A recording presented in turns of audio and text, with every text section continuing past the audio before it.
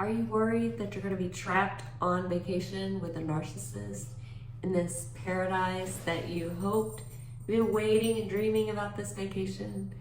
Well, I'm going to share a story with you today that's been fictionalized, but it will help you with the challenges and insights of traveling with a narcissist. So imagine this, you're on vacation, or you've been planning a vacation for months, hoping if your narcissistic partner gets away from the stress of work, other life challenges, and spends quality time with the family, that your relationship is going to be better. However, the trouble starts leading a few weeks up to this vacation because they're already complaining about the money you've spent on the swimsuits for the kids, which they needed because they outgrew the ones from last year, the sunscreen that you had to buy, the bag that you bought to put all your beach supplies in. You know, they're already complaining about everything. And of course, it's all your fault. So I'm going to help you with some strategies that will just help ease the situation a little bit. You know, it's still going to be stressful because it's a narcissist or other toxic person. And you can't help but be stressed out by them because they're going to keep you walking on eggshells. Sorry, my dog one's on my lap for some reason. So, you know, already he's hounding you with questions about every travel detail. What time do we leave again? What is the airline? Why did you book that airline? Where is this condo again? Did you make sure to get one close to the beach? And, you know, the price, it better be right on the beach because the price is so outrageous. So, again, like I said, in today's video, I'm going to be sharing about being on vacation with narcissistic relationships or narcissistic people. If this topic interests you about narcissism and other toxic people, be sure to subscribe because every week I share videos. Let me turn off my notifications. I share videos on narcissistic people, toxic relationships, what to do when you feel stuck in a toxic relationship. And, you know, there's so many people out there that are feeling trapped in these toxic relationships. They don't know how to get out, or if they even should get out. Maybe things can work out. Maybe they can fix the relationship. So if that's you or someone you know is in this position, then send them this video and let them know that, you know, I do have one-on-one sessions. I have a group program that's coming up and I would love to help. So on with the video. Day one of the vacation is here. And as you travel to your destination, the narcissist, who has done nothing, by the way, to help you prepare for the trip. They didn't pack. They didn't do anything. They start barking out orders to everyone about, you packed wrong. You should have packed this. Why didn't you put it this way? You know, you put too many things in your bag. One kid storms to their bedroom and slams their door. Another kid is just trying to keep the peace and be quiet, and they shrink back into their own bedroom. The other kid is trying to help do whatever they can to keep the narcissist happy because they feel like if they help out, they can make things easier. Everyone's on edge, completely miserable. The narcissist, you know, is just causing everybody to be stressed. And you're thinking, okay, if we can just, once we get on the road, once we get to the airport, things will be better. So the problem is, along the way, there's going to be more stress because there's traffic. You know, they get to the airport and they say that all the airport staff is incompetent.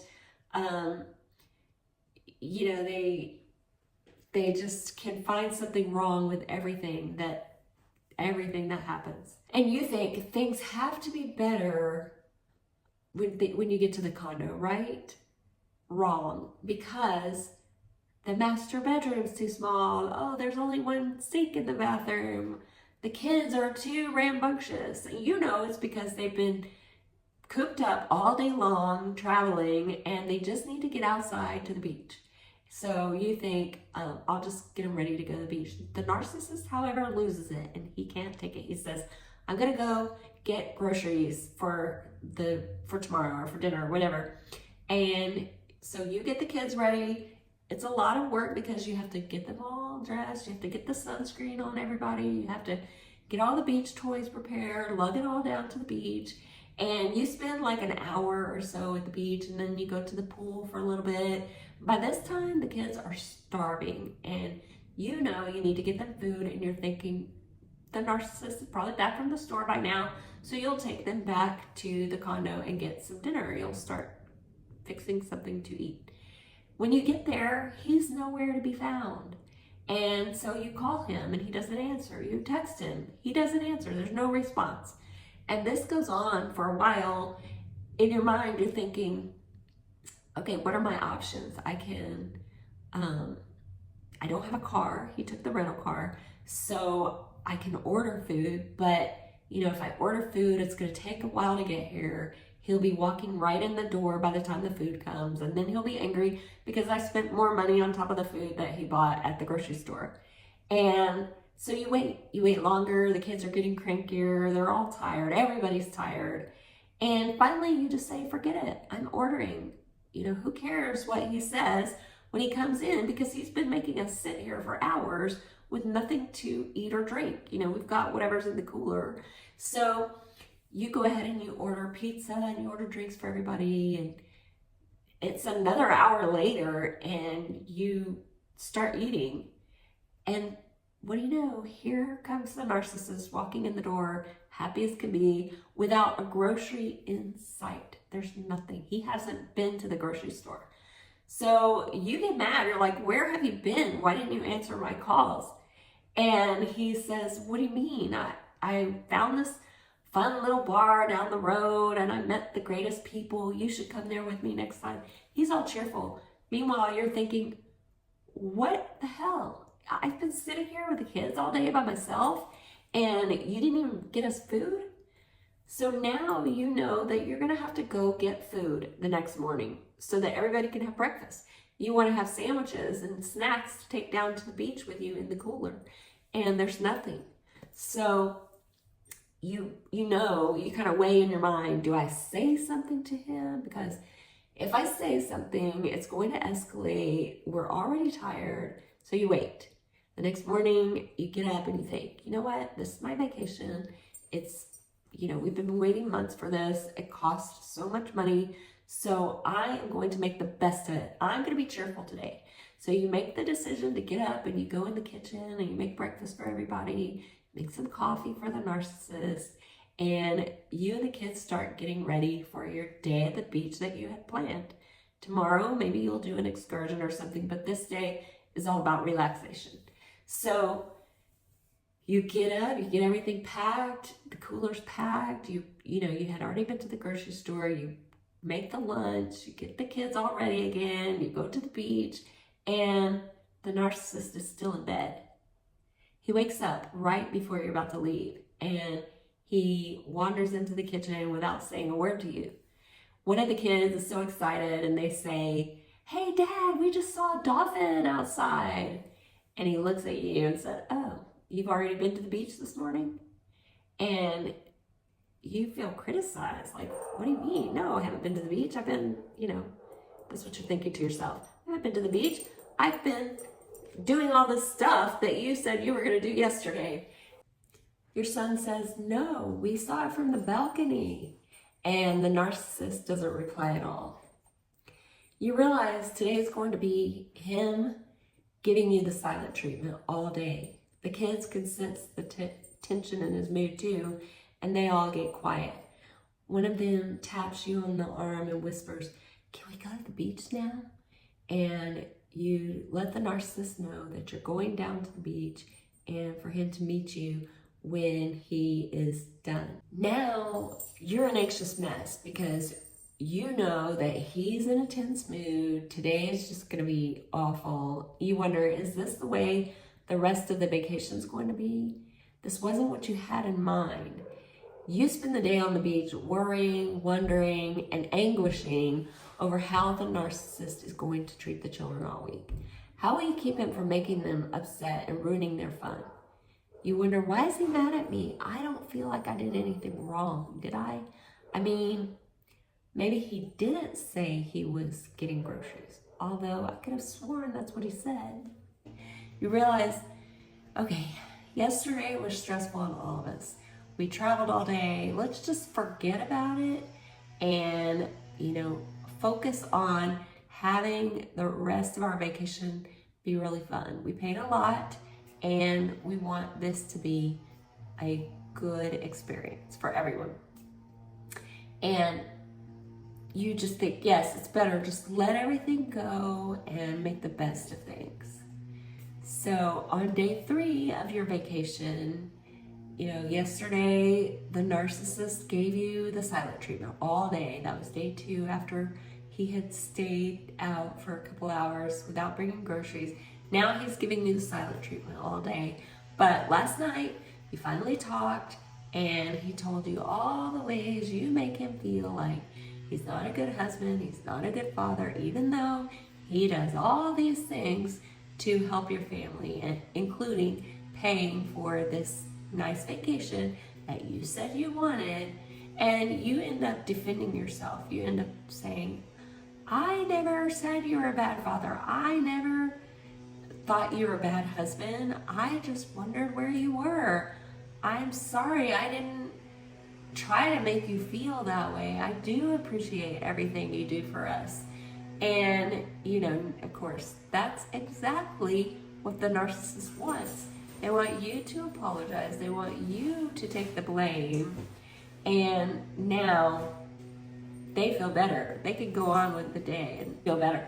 And, what they do is they bring up something from the past in the middle of this argument. So one of the examples I gave in this fictionalized story was they brought up a chair that you bought 2 years ago. You bought it because you were thinking, the arm on our chair is broken in the living room. We need to replace it. You talked with the narcissist. Yeah, we need to replace it. But you went out and actually bought the chair and had it delivered. But you didn't consult him. So he's upset. And so now in this vacation that's happening 2 years later, it has nothing to do with the chair whatsoever. He's bringing up and adding it to this argument as a way of proving that you don't care about his feelings or his input. And, you're just thinking, why did the chair even come up? That chair has nothing to do with this. The argument ended with you both vowing to make the rest of the week a better week. And it does go better. It goes fairly uneventful until day 6. And day 6 is the day before you're leaving, because this vacation is a 7-day vacation. So it's the last day of vacation and you haven't seen the narcissist all day long. You both had planned to go to the aquarium with the kids, but he took the car and left you at the condo. You and the kids made the most of it. You went down to the beach, enjoyed the beautiful weather. You relaxed. You had no idea where the narcissist was. And he hasn't answered his phone all day. He hasn't texted or anything. And at 1 a.m., he finally comes through the door and you recognize that he's stumbling and he's been drinking heavily. So you have a choice to make. You can either confront the narcissist knowing that he's not going to hear anything you say because he's been drinking. He's not in his full right mind right now. So you decide you're just going to keep it quiet. Otherwise, things will escalate. The kids are in the room next door. You don't want to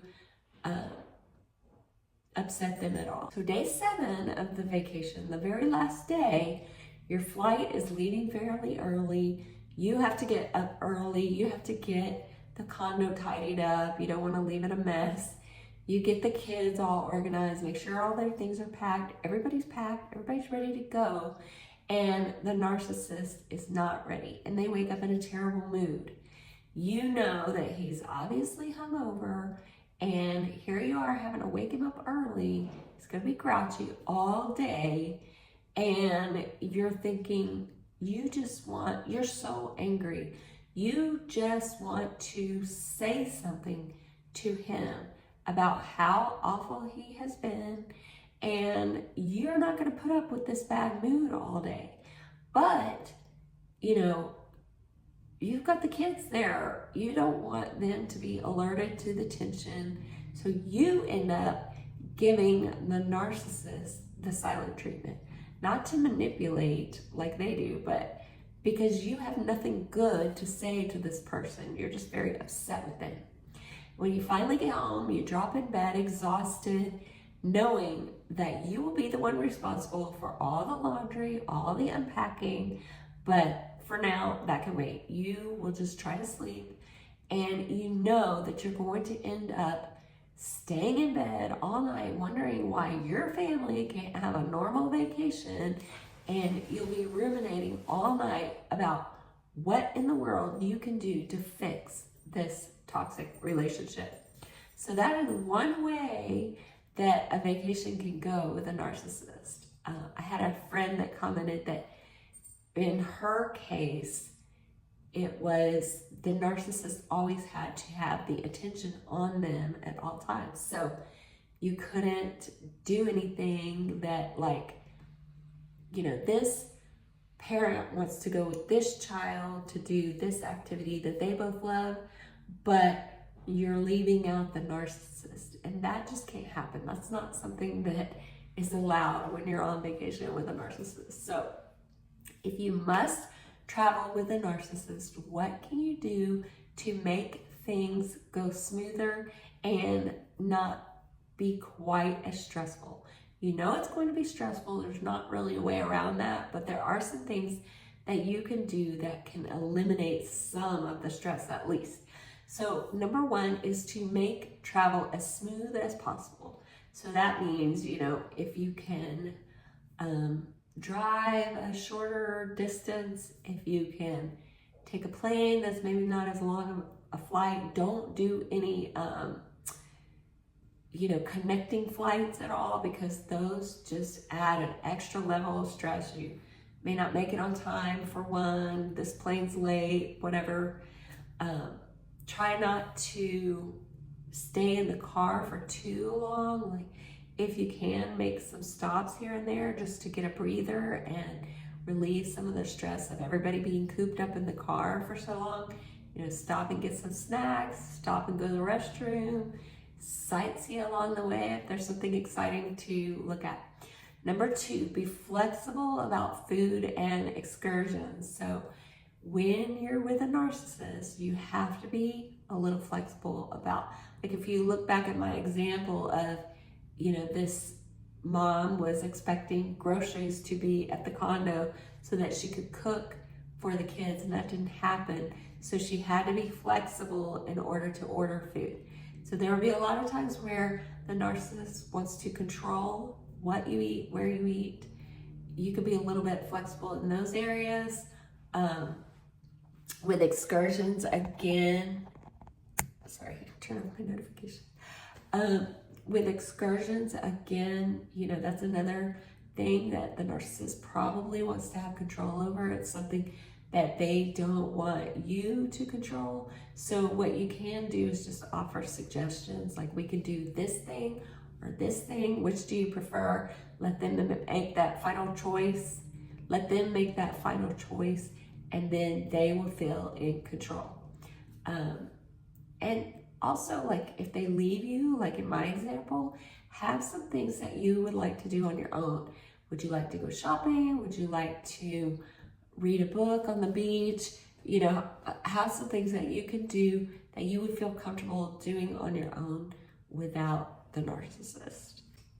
Number three, don't do anything with them that will cause undue stress. So don't go on a vacation that you know is going to involve lots of things that they don't like. There's a person in my family that does not like lines. So if you go on a vacation where you're going to be standing in lots of long lines, that's not going to fly, and they're going to be in a terrible mood. So like Disney, for example, that is a hard no. You don't go to Disney with this person. You go to places that are calming and peaceful with things that they like to do. So one option maybe is to go on a trip to the mountains and go fishing or something like that, horseback riding, go on an excursion where they have lots of activities to do. Like if you go to the beach, is there kayaking? Or I don't know if you do kayaking on the beach, maybe somewhere near the beach. Can they surf? Can they paddleboard? You know, think of some things that they actually enjoy doing. Okay, number 4, try not to plan a trip that will cause extra work for you. So for example, you don't want to go to a place where there are going to be so many outfit changes for you and the kids, and you're going to have to pack a lot of things. You're going to have to keep up with the dirty clothes and the wet clothes and all that. You also don't want to have a lot of cooking and cleaning if possible. My example of being in a condo, that's a place where you will be cooking and cleaning, but a lot of times if you have, you know, a lot of people in your family, that's one of the cheapest options. So just kind of weigh that out. Will you be the one doing most of the work?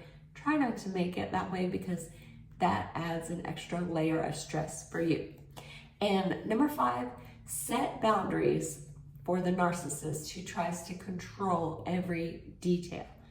And that looks like you are setting boundaries really for your own behavior, not for the narcissist, because they're just going to walk over your boundaries. They don't really care about boundaries. Set boundaries for your own behavior. So like, let's say that you hate roller coasters and the narcissist plans a vacation where there are lots of roller coasters. You can put your foot down. You can say, I will go on these rides, but I will not go on the roller coaster. And let that be known. Decide what you will do when they try to talk you into going. So will you walk away? Will you go on a different ride? You know, just think of all the things that they might try to insist you do when you just really want some space to relax. And also, sometimes they don't want to do anything. They don't want to go to this place because it's too expensive, and they don't want to go to this place because it's too stressful, and they don't want to go here. So what will you do if that happens? Will you go to the shops by yourself? Will you go to the beach and read a book? Will you go souvenir shopping? And what happens if when you decide to do that thing on your own, if it causes an argument? Will you walk around the resort that you're staying on or the hotel? Will you take an Uber or a taxi to go to the thing you want to go to? Just have some plans, and you know your narcissist best. So make sure that you have the phone numbers of local authorities in your phone, you know, programmed in your phone, so that if something happens and you did need help, you have those numbers available to you. Because I know it's a lot harder when you're in a new place that you don't know or recognize who to call. Look those up ahead of time. Don't wait. If you must go on vacation with a narcissistic person, make the best of every moment. Refuse to let them ruin every bit of enjoyment. Take some time for yourself every day, even if that means, you know, getting up a little bit early, staying up a little bit late. Take some time to sit peacefully on your balcony or whatever. Enjoy the scenery. Go for a walk. Sit in quiet somewhere. People watch. Whatever it is, you will need to replenish your energy after walking on eggshells for your whole vacation, trying to predict the every move of the narcissist. So if you understand these challenges and insights while traveling with a narcissist, it will help you to protect your emotional health and feel prepared for anything that may come up unexpectedly. I hope these tips helped you out. Let me know in the comments, what is something that the narcissist in your life, I don't want to call him your narcissist, but what is something that the narcissist in your life always does on vacation that drives you crazy? And let's help each other out in the comments. Like, if you leave a comment about something that the narcissist in your life does, maybe somebody else can leave a comment about how they would handle that situation, and vice versa. You help somebody else out. So thanks so much for joining, and I will see you in the next video. Bye.